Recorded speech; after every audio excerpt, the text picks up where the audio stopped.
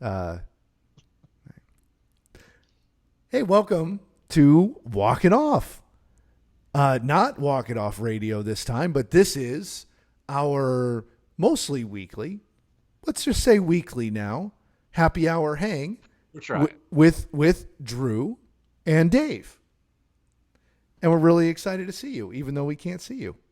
But I'm really excited to see you, Drew. We're back. We're doing this again. It's our midweek happy hour hangs. That's right. So when we get so much sports that we can't keep up with on the air every week, we need to get a little bit of overtime here.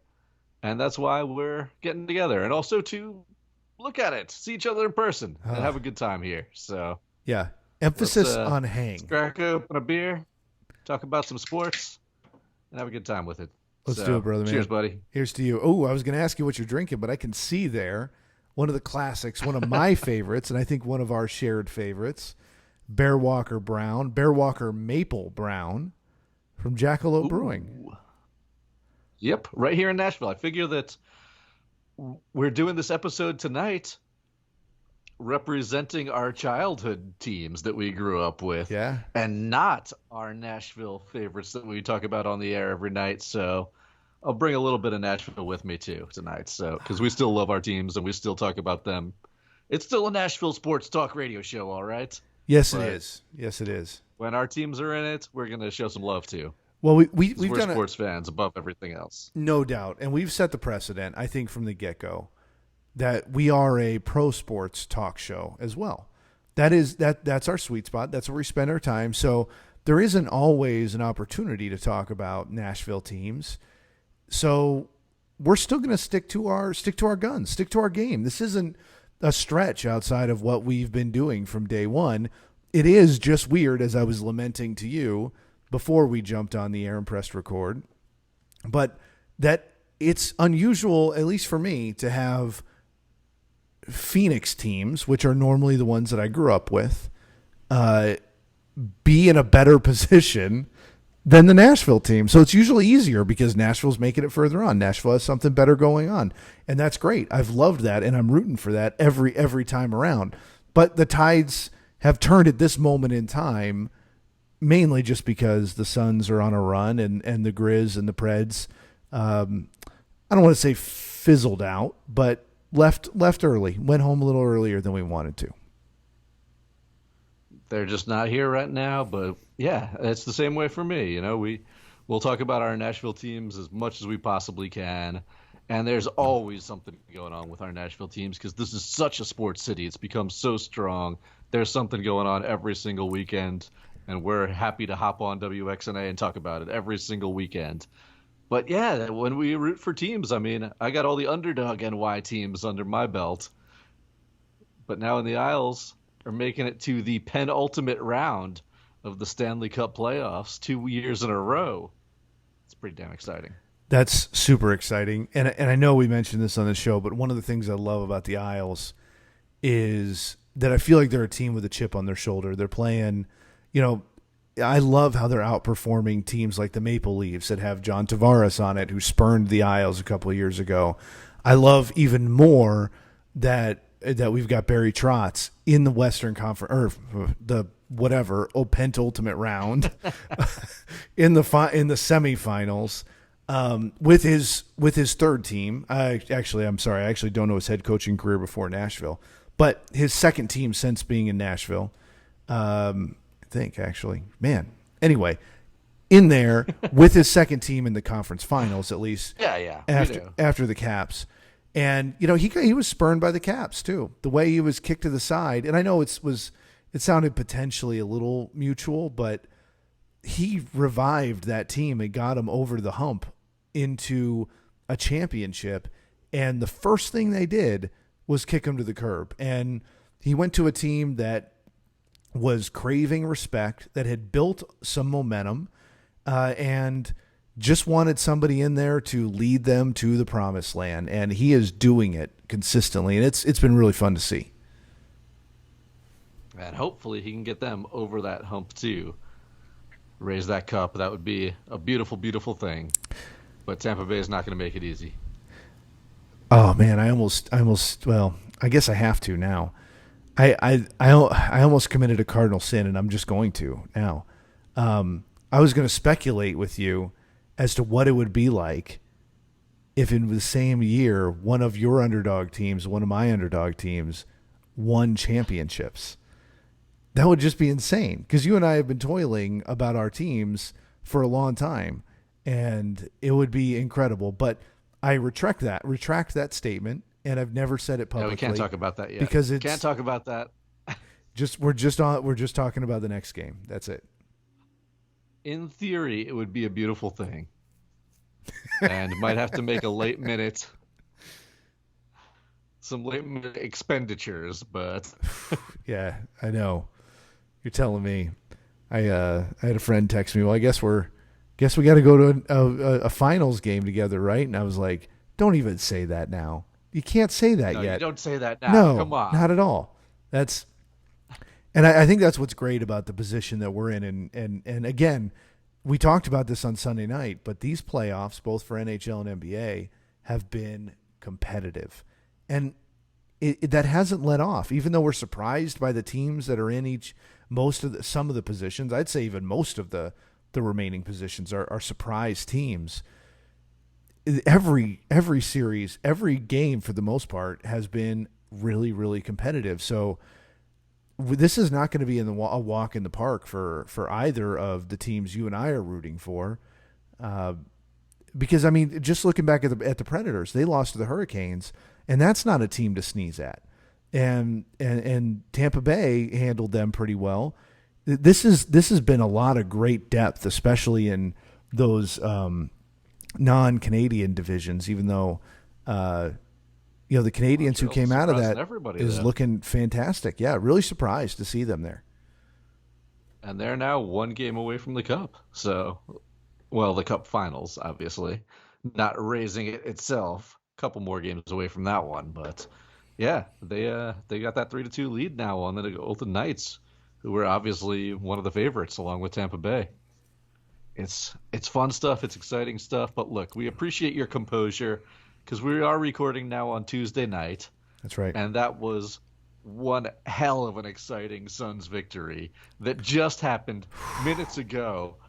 So we appreciate your composure to, towel the champagne off of yourself. And well, you can't like we just talked about, you can't get too ahead of yourself. But I feel like, I'm going to try, as I always do, to not come from the perspective of a fan, right? The Suns stole this game. We are professional radio voices. We absolutely are.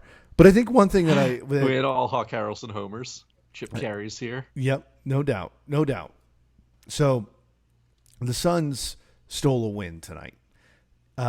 They did not, the way that they played, especially relative to how they've played otherwise on this 9-game playoff winning streak, they played well below that. I mean, shooting somewhere in the low 20% in 3-point percentages. Devin Booker, I think, battled his way to a 20-point game, which is,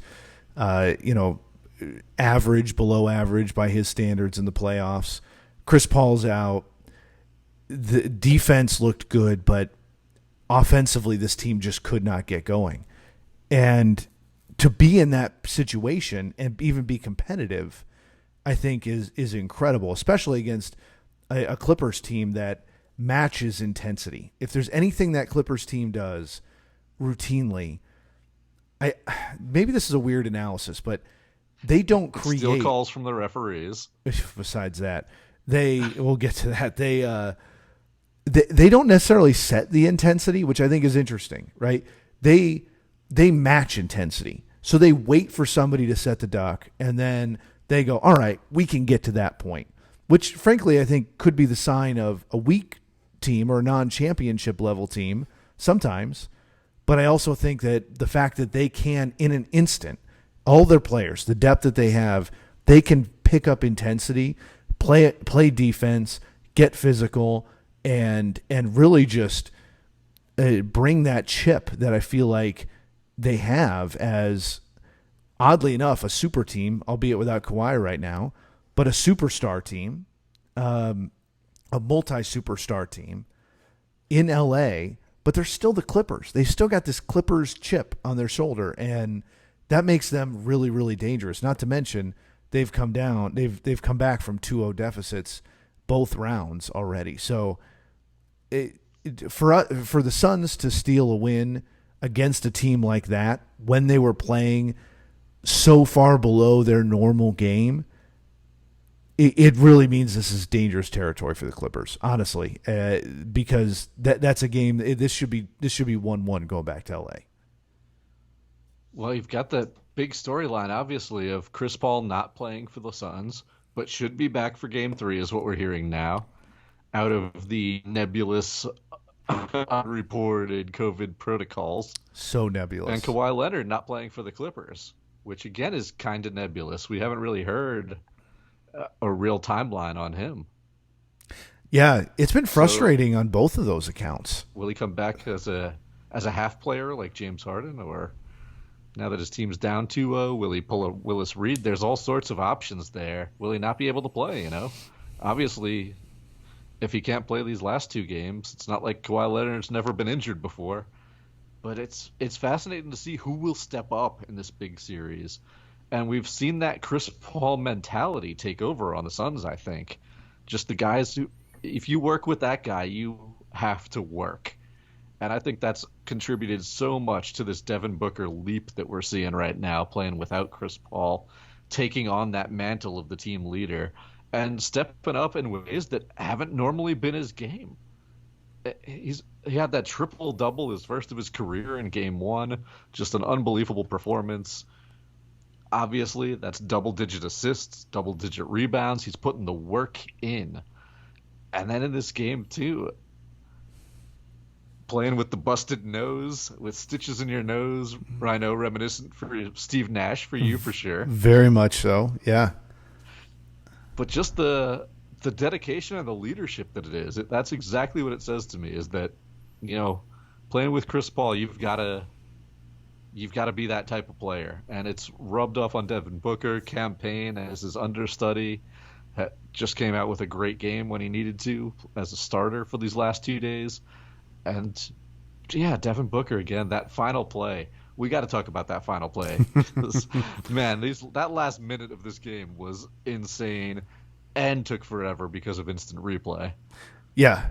As if the end of an NBA moments, playoff game didn't take that, as if the end of an NBA game didn't take too long anyway. Sorry, I interrupted you, but it's like just what we need is to add more onto that with instant replay. God, it's terrible, but painful. Of course at the same time you want to get those calls right.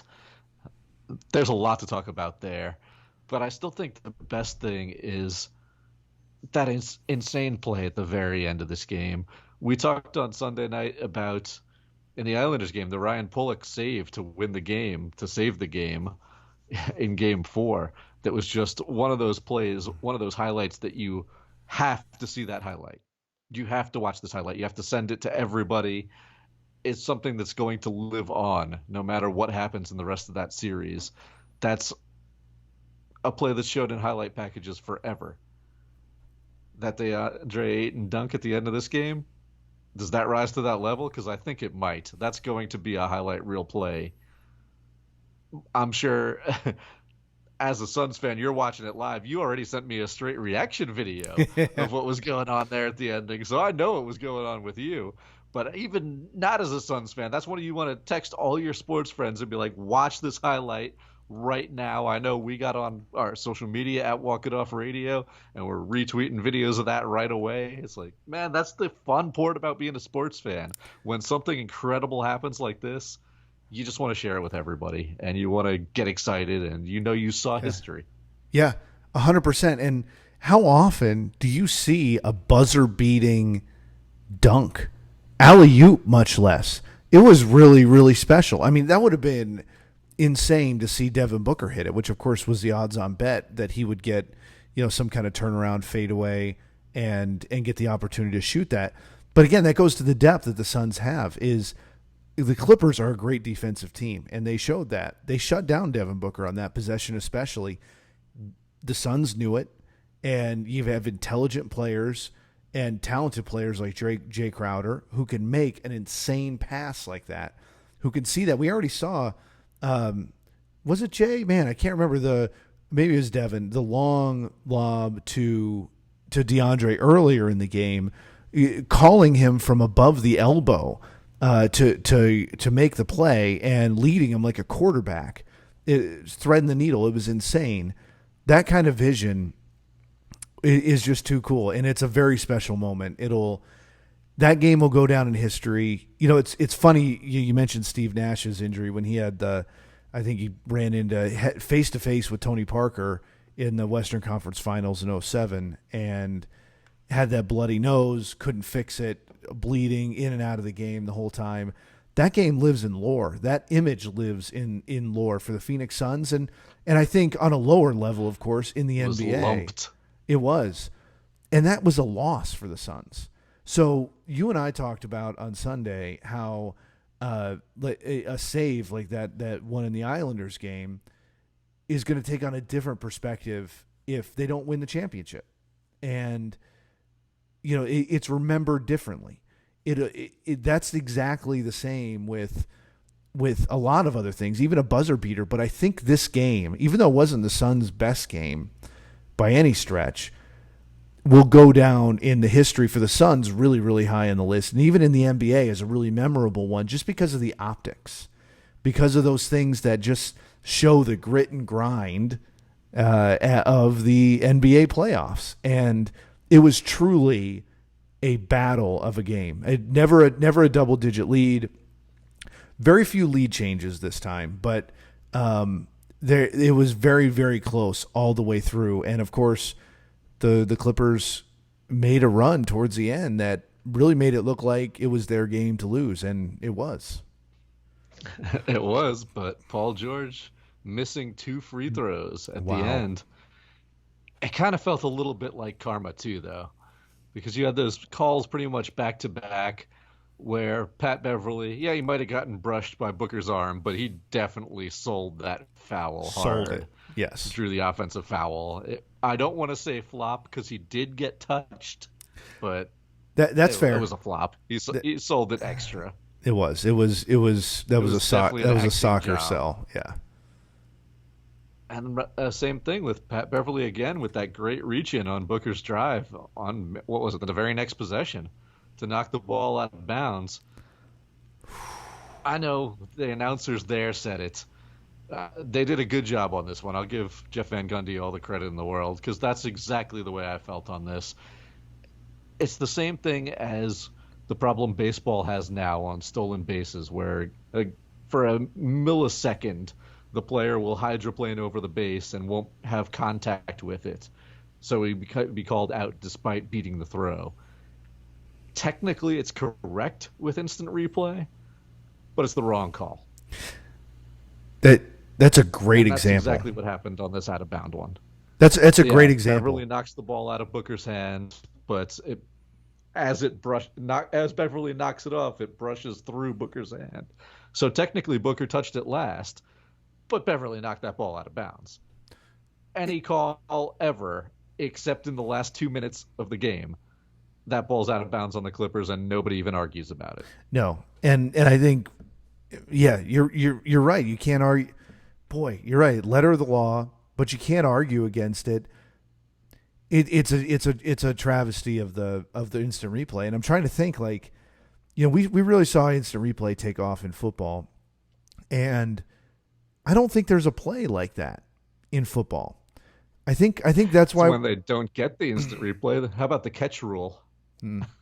What is an actual catch? Yeah, that's a fair point. Yeah, you're right. Like it's really hard to.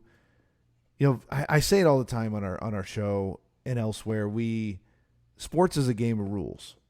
That's what sports literally is a bunch of rules, and so we've got to respect them. That's really important to how we play. And that sounds like I'm John Maddening here in my commentary, like Jeff Van Gundy today when he was talking about Cam Johnson, and he was like, he's a really good basketball player, or something like that. It was really, really generic, or like a good description. But it feels that way. But you've got to think of it that way. The only way these games work is by the rules existing and being enforced to a T, because that's the only way for fairness. And now, and truthfully, they really have, in general, for the most part. Instant replay is going to give us some weird situations there. And you just mentioned two really good into ones. That sentence on what's going on in MLB today.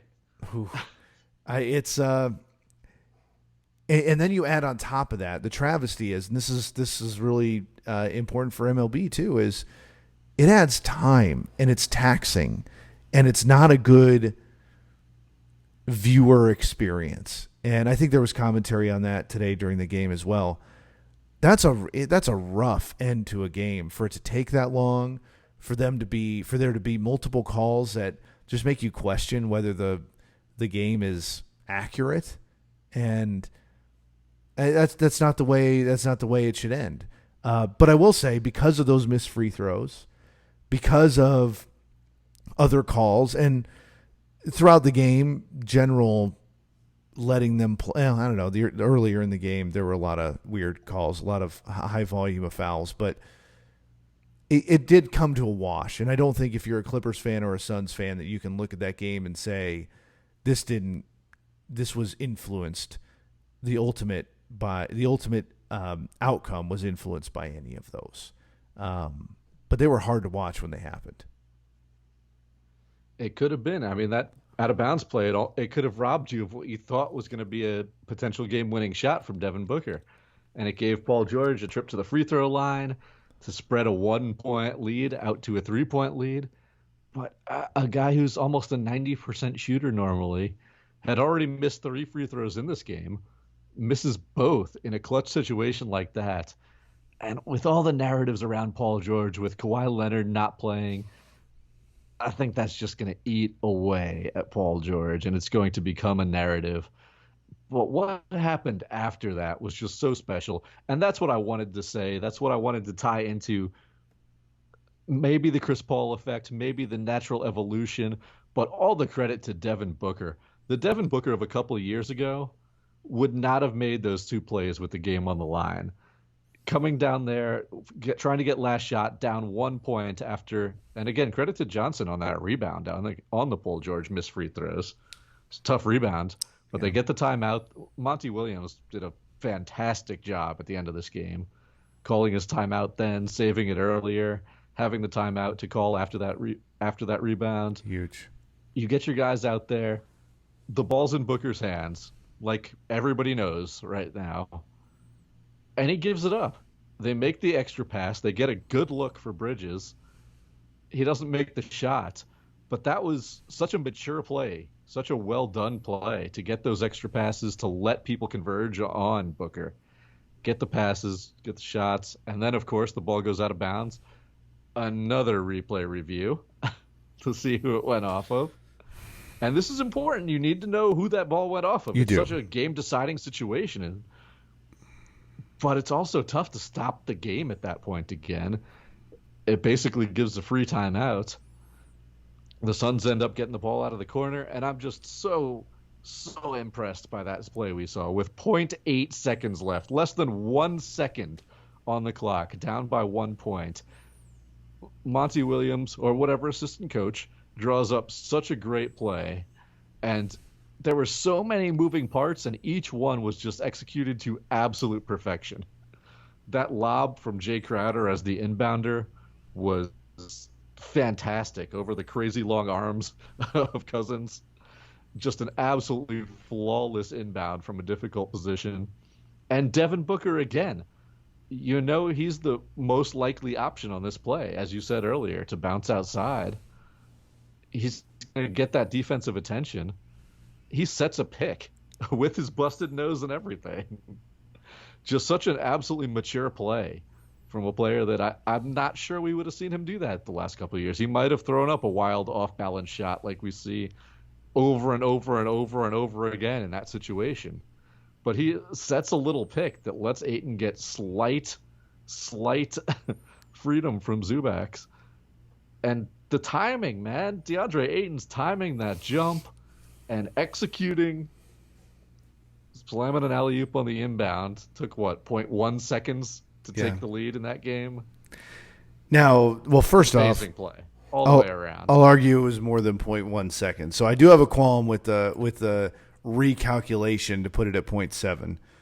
It seemed to me that it was 0.5, 0.4 more realistically. But I won't dwell on that one because what is a tenth of a second? Well, when you're on the How other do side of we the even court, stop you're a right. clock in that amount of time? It's not that much. But if they were inbounding at half court, that's significant. That's the difference between catch and shoot and catch and dribble and shoot, or catch and turn and shoot. But I love your point about Devin Booker. First off, well, making those unselfish plays, and that's the theme of this whole team. And Book sets a standard for that. It does come off of Chris Paul, but it's embracing some of the core values the Book has just always lived with, but never had a lot of other things, maturity and thought process in that direction being a part of that. So his game awareness being a part of that also. But there's a lot of things that are congealing right now. A big part of him being willing to make that, especially that pass to Mikal Bridges in the corner, is trusting the team and having a team around that you can trust. And it's taken a whole regular season to get to that point. We've gotten that team has gotten better and better and better at doing that, but it's taken a long time to get to that level of trust. And one of those folks that's had to earn that trust over this whole time is DeAndre Ayton. That play might not have been that case.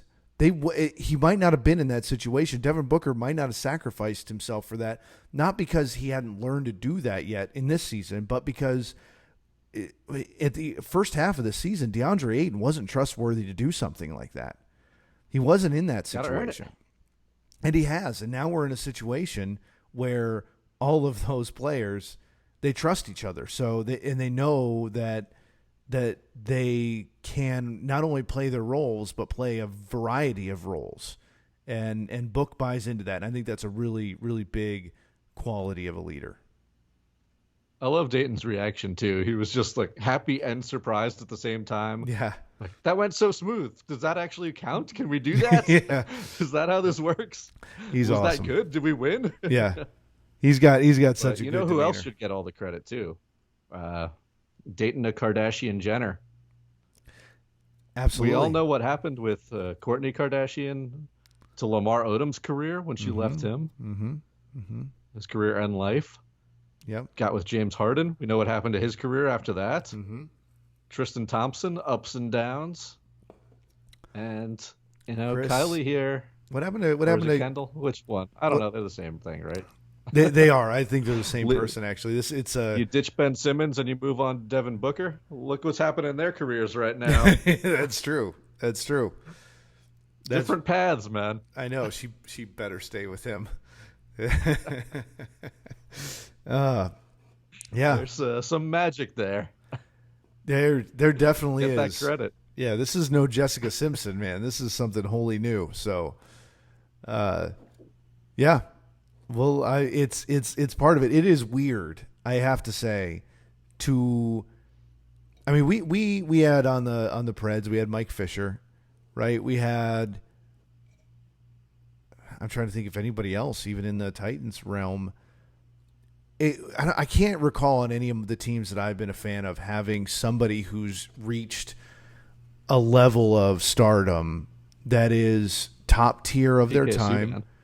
PK Subban was close. You're right. But he wasn't dating celebrities even. And so what I'm trying to say is like that level of plus pop culture celebrity. You know what I mean? Like, and PK, you're right, was probably the closest.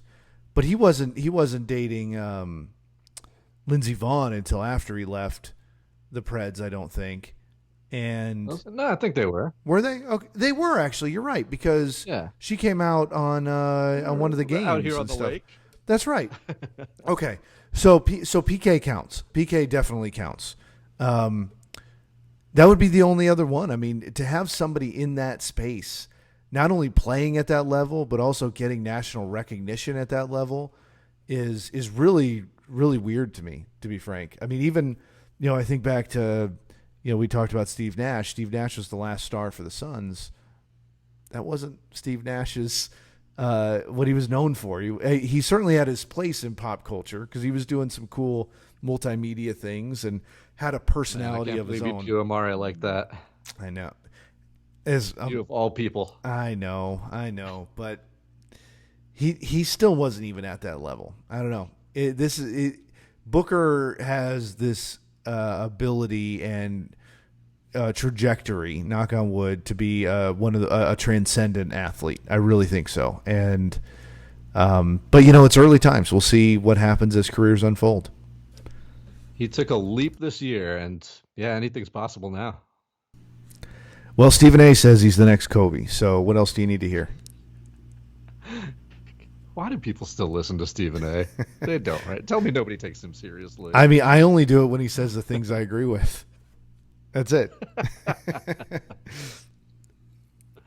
Don't do that to Book. Come on now. Seriously. But a play that will live on, just an absolute highlight. For sure. So congratulations to your Suns. I know that was a hell of an exciting game. It was any sports fan can appreciate that. Yeah. But a little extra when it's your team. Yeah. You and I talk about this a lot. It's fun to have, and you want, as a fan of a team, blowout games throughout the entire thing. You want to sweep and you want to win by 30 every game because there's no stress. It's fun, and that's ideal. But when you've been on the edge of your seat nonstop. It's only worth it when they actually win, and thank God that they did. These are games that sometimes I hate watching, but ultimately I love watching, and I wouldn't trade them for anything because they're special and you remember them. So, as much as painful as it was to go down by one at the end and go through all that anxiety, it's worth it to win on a last-second shot like that. It's special. You and I talk about it all the time. It's special. It's memorable. It's special. Those kinds of plays, those kinds of moments, you're not going to forget them. We can bring a whole stadium or a city together. It's rare, and it's a beautiful thing, and it's one of the reasons we love sports so much. No doubt. No doubt. And it's doing it here, even in 110-degree weather. So I'm going to move on a little bit from these playoffs that are so exciting, and we go over, of course, plenty on the radio show every week, nonstop, to get into the weeds a little bit, because I want to talk about baseball. Again, when you got two other sports that are in the middle of their postseason, winding towards the end, your everyday regular season games aren't going to get quite as much attention on our show as they normally would. But let me ask you this question. Put this one out there earlier, but I want to ask it to you too. What was more predictable that happened tonight? Wander Franco, MLB's #1 prospect for the past 2 years in a row, making his MLB debut and immediately looking like a superstar? Or that MLB's mid-season crackdown on sticky substances for pitchers would turn into a hysterical slapstick farce within a week? Honestly, I think the most predictable was B. But Wander Franco's not far off because that is high expectations for that guy. Man, what a debut. For sure. We're seeing some special stuff in this season for sure. Yeah, now I need to just decide whether I should pick him up in my fantasy league. That's the big question here, Drew. He's available in your fantasy league? Who the hell are you playing with? That's a good question. I actually have to see. I'm actually gonna do that while we're on the call, right? While we're doing this right now. Don't waste any time. Come on. I know. I'm gonna see if Wander Franco's picked up. No, somebody's already got him. 3 RBIs. Yeah. Yeah, most of the leagues he was getting sat on all season. It's not the Wander Franco with San Francisco, right? It's not Wander Suero. Yeah. No, he was picked up. I don't know how long ago. Maybe Juan Franco. He retired a long time ago. It's not John Franco. He also retired a long time ago. Nope. This is exclusively Wander Franco of Tampa Bay. So, strikeout. Not available for me. Too slow, buddy. I But know. man, what a special debut that was.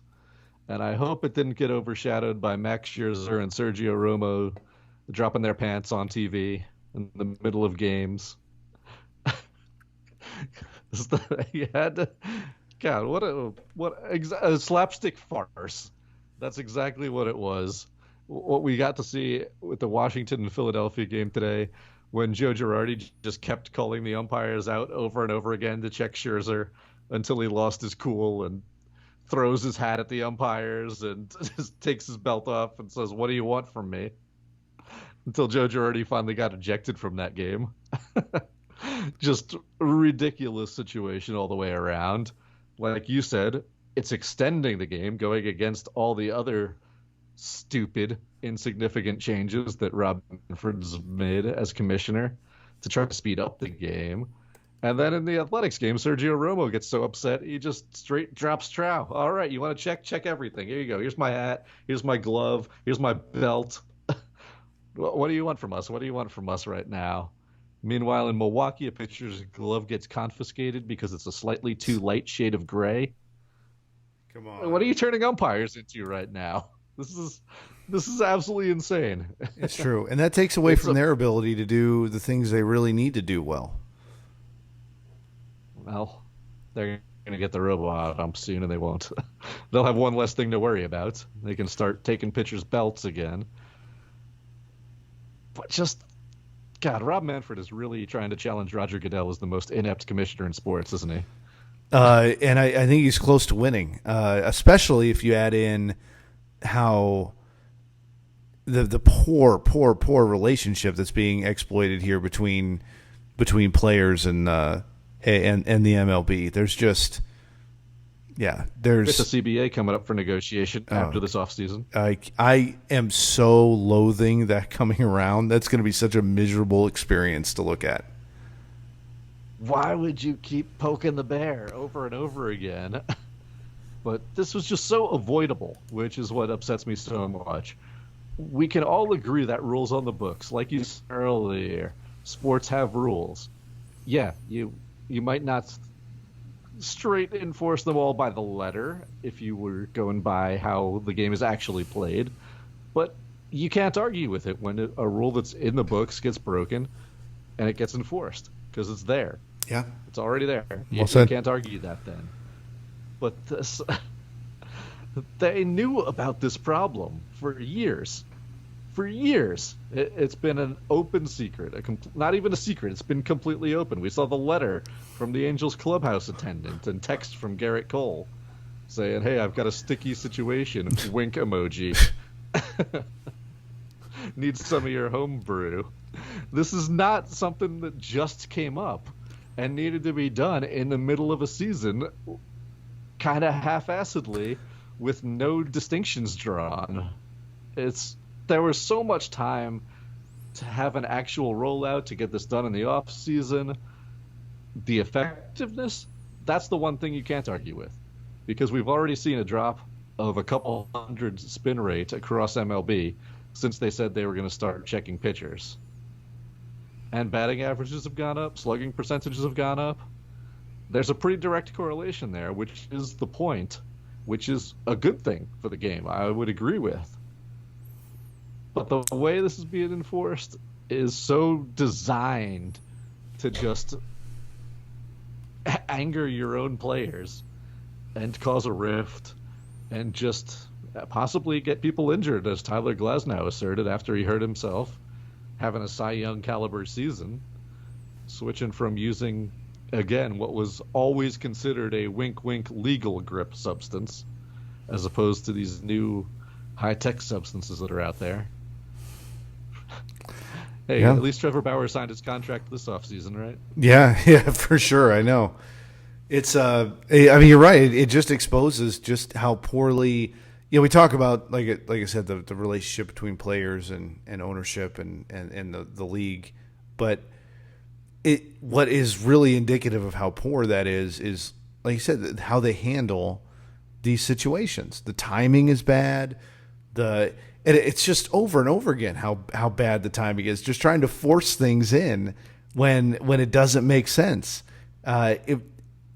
it's just so, I guess the best term is like tone deaf, right? That comes from, it's like, it just, if you thought through it for a minute, which tells me, and maybe I've just watched too many Real Housewives episodes, but it tells me when you see something like that, that it's really vindictive moves, even though they're not doing it outwardly. But if you're so tone deaf about the implications it could have on your fans and your viewers and your relationship with the players and vice versa, then what it really means is you're so tunnel visioned that you're saying, I just want to spite somebody.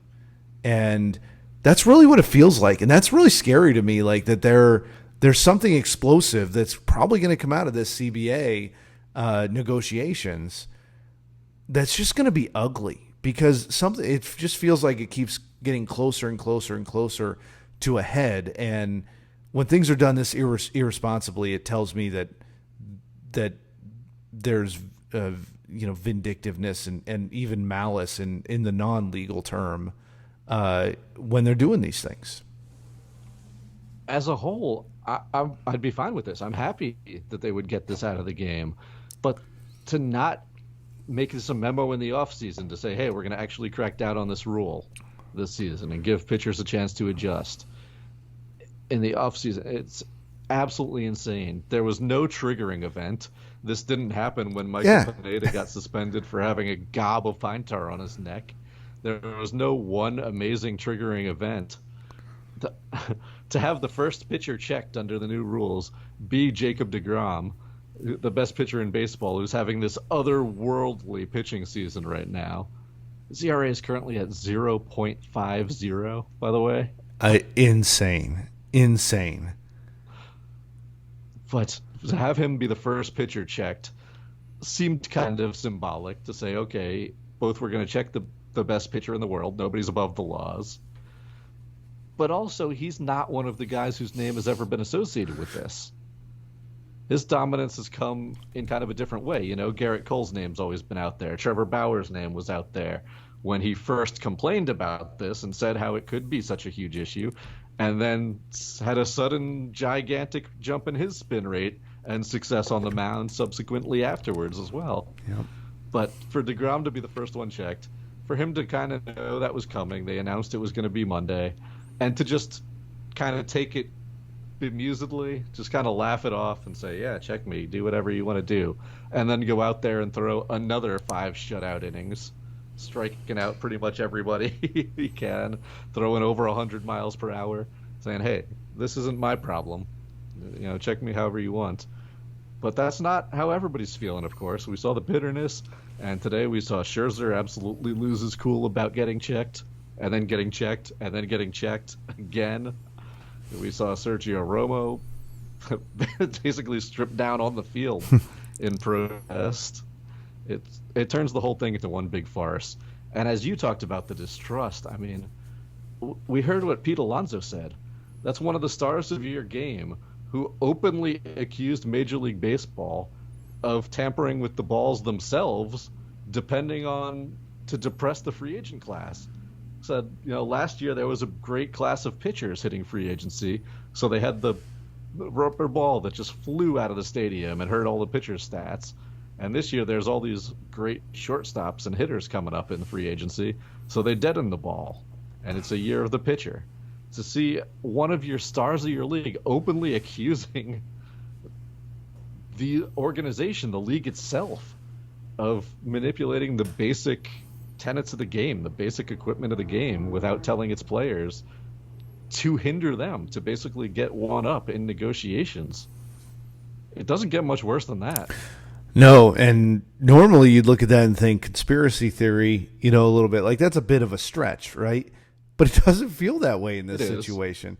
It is. You're right. Like, the fact that would be happening in such a planned out way is definitely a stretch. But what isn't a stretch is that the MLB would be manipulative in that way, and that the players feel spurned in that way, and that they don't communicate well enough. They don't talk about the intention behind the things that they choose to do and the rules they choose to implement and those things, that there is no clear vision for the MLB that is shared between the players and the ownership and the league, which is horrifying for a league that is trying to find its footing, still trying to figure out what problems they want to solve, what identity they want to have in the big major sports landscape.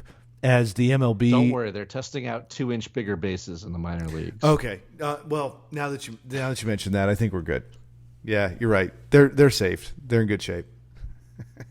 But it's true. Like if they came out and announced and agreed on some kind of, clear plan that talked about, where the experiments in the minor leagues worked, what part that played, and when they would address rule changes, and how they would communicate those, and all those things were kind of agreed upon and talked about, then I think there'd be a lot less issues. But there's clearly just really poor communication, and I don't think everybody's on the same page as to where the MLB is going to be in 5 years.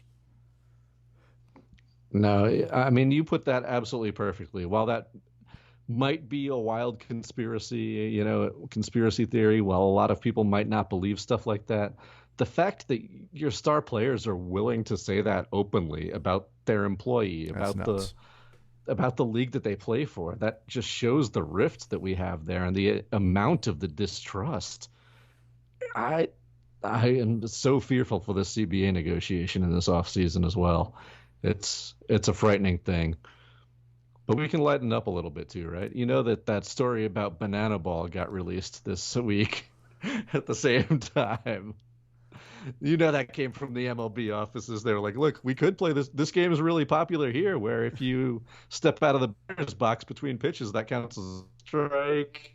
And games don't last over 2 hours by rule. Rob Manfred was reading that article, just rock hard. Yeah, I know. Banana. I see. Yep. He definitely was. Yeah. There's no doubt about it. I love it. But these players, they seem to have a little too much attitude for me. Yeah. They seem to be having a little too much fun while they do this. Yeah. So. Yeah. Can I institute this and suspend all of them and save the money? It's it's really, really horrifying. They need to get him the heck out of there, honestly. I wonder if the MLBPA could negotiate for a new commissioner and just say, hey, we'll take this hit, whatever it is, we'll make this sacrifice if you just give us better leadership. Because it really feels that way. I mean, the players might be saying that about their own association leadership as well. and that's fair too. That is really fair too. But I put a lot of onus on the league management. I definitely always, and my tone certainly always sounds like it's coming from defending the players. And I definitely err on that side, to be frank, because it's been the other way around for far too long. And that's the perspective of fans in general. I believe is that it's not in defense of the players because they're making millions of dollars and it's publicly known. And but there's onus on everybody. So I want to be clear about that in something like this. Like there's onus on everybody, but ultimately in every league, it comes down to when you're talking about, are they communicating well enough? Is there a vision for the league in 1, 3, 5, 10, 15 years? Are there objectives that are at least some of them shared between the PA and the league? Certainly, the leadership for the Players Association plays a part in that because I know they have to adjust and they wield a lot of power. But how they come to that really, really, really, really rests on the league's management, on the commissioner and the crew that he puts around him, because their objective is to lead that league and create it. And so they're the ones it's their responsibility to have a vision. It's their responsibility to ensure that there's good communication there. Now, the PA can decide not to participate in that, and they can decide that they want to go and have different priorities, and maybe that's the case, and maybe that means that they're bad and they're poorly managed. But when we have no idea what the MLB is trying to be and where they want to be and what they want to do, I think that's squarely on the shoulders of the commissioner. I agree with you, man. When you're the steward of the grand old game, I mean, you don't have Well to said. be 100% purist. Things move on. But for most of the fan base at this point, to look at every decision and every ticky-tack change and say, I don't know if this guy actually likes baseball. That's insane. Yeah, that is the last thing you should read from watching what Rob Manfred says and does. Like that should be on his little nightstand. Should be, don't let anybody think I hate baseball. That should be his like baseline table stakes goal. Yeah, horrible. I mean, we can make fun of David Stern all day for saying, players need to dress proper and everything, but there was no doubt that he loved basketball. Yeah. And there's no doubt that he had a vision. Like, he sacrificed things in the game for global growth. And that's what he wanted to do, and that's what he set out to do. And frankly, he wasn't that shy about it. So there were other objectives that he had to do. So I don't want to oversimplify what David Stern did, because he certainly had a lot of cover-ups and things like that he had to handle at the same time. But that was his number one objective, was to grow this globally and make it a sustainable sport on the global stage. And that's a great ambition. That's a great ambition to have. And that's a vision that was relatively clearly stated and it had to have been communicated to the NBAPA. And that goes a long way to know where you're both striving for. Even if you have differing opinions on exactly how to get there or what it really should look like, at least you know what you're trying to do. Like, I don't even know if they both agree that they want to shorten games. What are they trying to do? We talked about this with all the experimental rules. Are you trying to shorten games, or are you trying to have more fans watch more complete games, and are fans not watching them? So what problem are you really trying to solve? And I don't think anybody's in agreement forcing with through that. these changes without input from your players. Who knows it better? They're the ones playing the game. Yep. I don't know. It's madness, but at the same time, it's still baseball. It's still fucking wonderful. Mm-hmm. We've still got Shohei Ohtani doing things that you've never seen anyone do on a baseball field before. We got Wander Franco coming up. We got Fernando Tatis Jr., Vlad Guerrero Jr. Yeah. Just what Jacob deGrom is doing every time he hits the mound. Special. There's so much, yes, truly special things to watch in today's game. Yeah, the Diamondbacks setting records for losing. Yeah, man, what the hell happened there? They dove headfirst off a cliff. Yeah, they did. It's really sad, but a record nonetheless. It's so we're seeing special, unique things all across the board. But you're right. You can't ignore all those things, and that's the beauty of where we are right now. Is that all of that still stands, and that's lucky because that means our sports are sustainable to some degree. And I don't want to be a pessimist, but it's also a reason for us to talk about these things and to pay attention to a lot of the things that, I mean, we're in a world now where things get canceled to some degree. I don't want to use, even though I just did buzz terms like cancel culture. I don't. But what I want to say is, like, there are a million different ways that something can be undermined and taken down. And most of the time, a lot of the times, it's right and they kind of deserve it. That happens a lot. But my point is, we feel like these institutions that we love and have loved for so long are infallible and can never be destroyed. But you and I talk about the big three and alternative leagues coming in and changing how fans interact and how the management communicates with the players and what stake the players may have in the sport and the association. And all those things are threatening to undermine these big leagues that we really, really enjoy. And that's good because it forces competition. But my point is, like, if they can't get their crap together, we're on podcasts. If they can't get their shit together, then they're at legitimate risk to be undermined. Like we have to celebrate these special things, and we have to talk about the crappy things that they're doing to hopefully hold them accountable to get their shit together, to be sustainable. Because who knows, in 10 years, they might not be around, or they might not be the exact same thing. And I know that feels like a stretch right now. It really, really does. And I don't want to say there's any writing on a wall, but that's the direction we're going. There's always another option, and we're always looking for something else.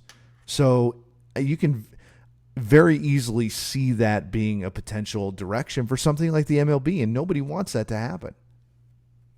You know how they can solve that real quick, right? MLB to Nashville, baby. That's it. Slam dunk. Slam dunk. If we haven't said it enough, Nashville is the savior of all sports. It's the ideal sports town. It's the ideal sports town. Look, we're saving NASCAR right now. We've got more sports that we can save. It's saving soccer, saving NASCAR. Let's go. Bring it all to Nashville. Done it before. We'll do it again. We're having a good time with all of this stuff. Yeah, and we'll play a sixth string in our other hand. We can do it all. Man, did you see the Big Three announcement today, by the way, that the finals for this season will be played at the Atlantis Resort? No way. God damn it. I love the Big Three. Me too, man. I'm so happy it's back. Me too. Me too. Actually toying with the idea of seeing them in Vegas. He does. And the players are buying into that. That's why more players are showing up. They did a draft. That's insane. Come on. Yeah, tryouts. All sorts of moves for this season of Big Three basketball. But hey, I got to ask you while we're at it, do you still have your team loyalty to Tri-State? I know Amari Stoudemire is not playing for them now. He's not associated with the team. He hasn't moved on to coaching. I'm sticking with my killer threes, of course, even though, Meta World Peace has swatched teams. Steven Jackson has moved on to become a coach elsewhere instead of a player. But Frank Nitty's the new captain, man. Frank Nitty. I like that. Let's go killer threes. I like that. No, I am 100% in the tri-state area. And firmly. I've picked my allegiance. The only time I've ever had like the four corners. Yeah. The only time I've ever had an allegiance threatened, and it still remains that way, is in the English Premier League, because I have a hard time handling relegation. So like we've talked about, I chose Stoke City, and I'm still a fan. I'll still root for them, but Stoked on Stoke, bro. But if they're not playing in the EPL, it's really hard for me to continue to root for them. So that's one I'm struggling with. I just want to be honest here with everybody. I think that one's pretty fair. Thank you. I don't know how to handle that. I don't know how fans. Your team's not in the league anymore. They're in a league, but it's. I am firmly in the tri-state camp and will be until the only thing that could potentially disrupt me now, which is a weird situation that the Big Three could come up with, and maybe it's different as the Big Three moves away worry, from. Steve Nash is doing something else. I know. Well, he's busy nowadays. You're reading me exactly. It's still kind of known for the geriatric league, but they're moving away from that. So if somebody that I really, really love goes there, that has earned my loyalty by being part of one of my other loyal teams, then I might have to follow suit there. That's where it gets really difficult. I know, like if Pekka Rinne starts playing in the Big Three next year. Oh, yeah. Pekka would be, and he would win MVP, and you know that. There's no doubt. Hey, there's nothing Pekka can't do, all right? That I can't disagree with that. He is an incredible dude. And you know he'd make a good basketball player. You know that. Hey, give it a shot, Becker. Send us some Instagram lives of his hoop skills. But, I got to say, as a Tri-State fan, I really do like some of the players on there. First off, I'm a Dr. J fan. Always loved Nate Robinson. I know you're in that boat. Well, except his boxing career. Of course, but love Nate. And Jason Richardson, part of the last Suns team to make it to the playoffs and the Western Conference Finals. Not bad. All right. Not bad. Yeah, I personally really love what they do with their teams too. The way they have the captain and co-captains situation set up so that the team you're rooting for has some continuity where you'll still have your players on your team, kind of the big three of each big three team sticks around. But then only the teams that make the championship get to return their entire roster. Otherwise, the back end of your roster churns every single year. There's the super draft, there's the tryouts now, and that makes it really exciting, man. I love the idea that you can, like, say sports, any sport, you could buy a jersey of your favorite player and feel pretty confident that he's going to stick around with that team because most of the big names are going to be your captains and co-captain types. But then there's that constant churn of who wants it more, of who's going to earn it, of who's fighting for those spots for the rest of the roster. And it's a really interesting way to do it. Plus the rewarding of your top teams in a sort of relegation fashion, but not really. You just get that added bonus of continuity, which is something you can't really overlook too much. Yeah. So I don't know. I really like what they've done in most of what the Big Three's done so far. I really like. Although I will say that when we first went to a Big Three tournament, I don't want to say a game because it's an all-day thing. It was a bunch of games. But I was kind of thrown by them having the DJ courtside and playing the music during the action the whole time. And now we're seeing that in NBA playoff games. That's true.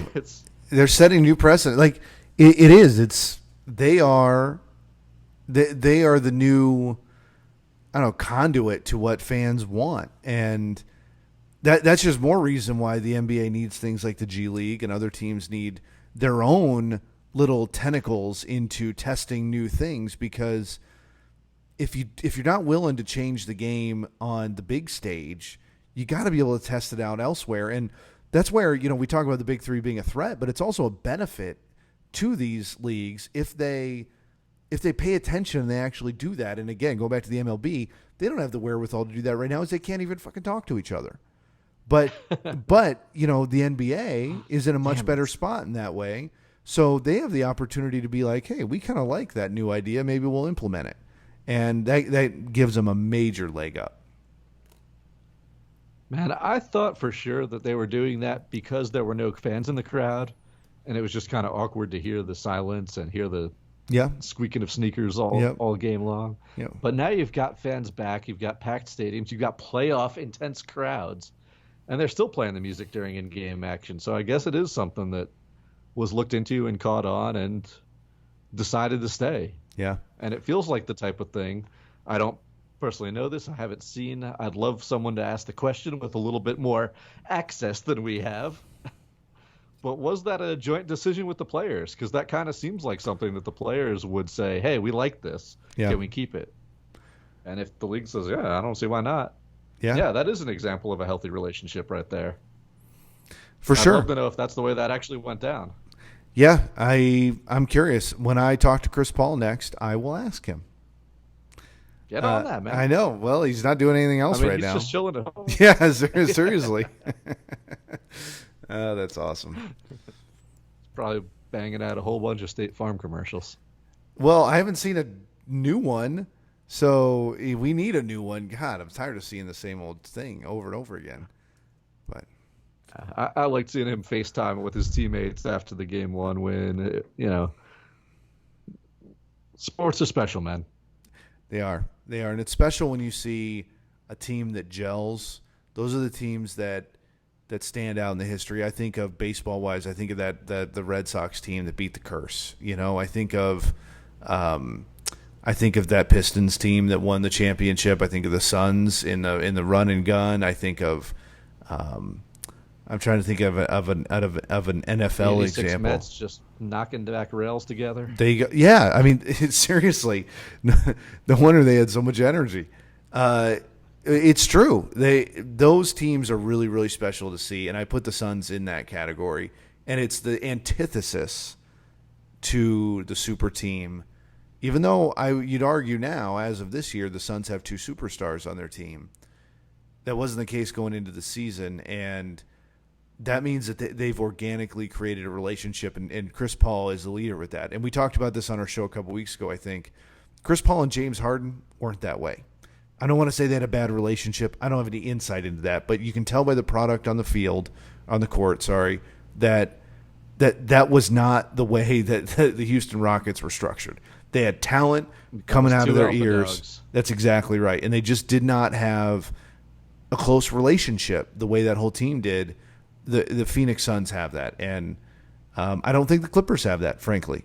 I don't. I think they got a lot of vets. They got a lot of people that fill roles. Again, I don't want to be clear. I'm not speculating that it's a locker room in disarray. That's not what I'm saying. But there's something special about how that team comes together, and you see that especially in baseball and football too, because any team can win at any given season in those leagues. Any team can make a run, and I can think of Brewers teams that have felt that way.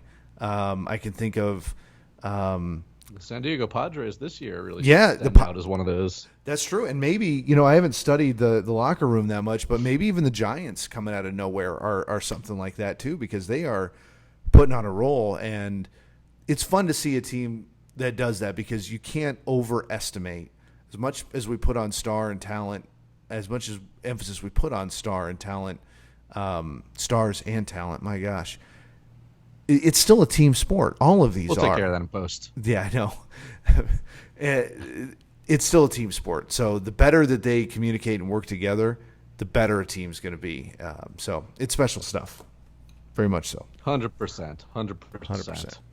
We got some special weeks to look forward to, man. We do. We've got, just tonight, congratulations to the Pistons. You just mentioned them winning the NBA draft lottery. Yep. Presumably adding Cade Cunningham to that team. They'll still be pretty bad next year. Yes. But I'm how it goes. Excited for that, man. It was a real interesting draft lottery this year.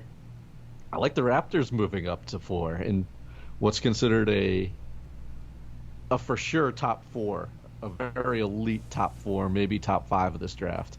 Seeing a team like the Raptors jump up to 4 was pretty exciting. Seeing the Rockets get that number 2 pick, not having to give it up to Oklahoma City. Look, they got enough picks already, all right?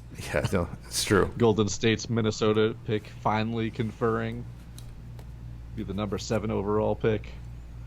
It's going to be pretty fascinating. And then next month we have the NHL expansion draft.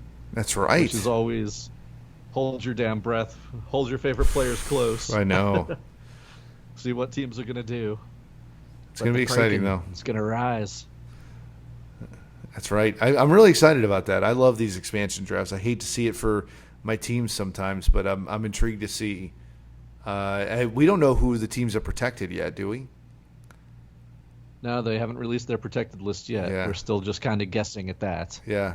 Some teams it's more obvious than others, but yeah, definitely still guessing. We don't know what backroom deals have been worked out. We know there were so many. Vegas did such a good job of working those during their expansion draft. It's really a unique and fascinating situation, and we can't wait to dig more into it on the radio show on WXNA on Walk It Off Radio during this upcoming month.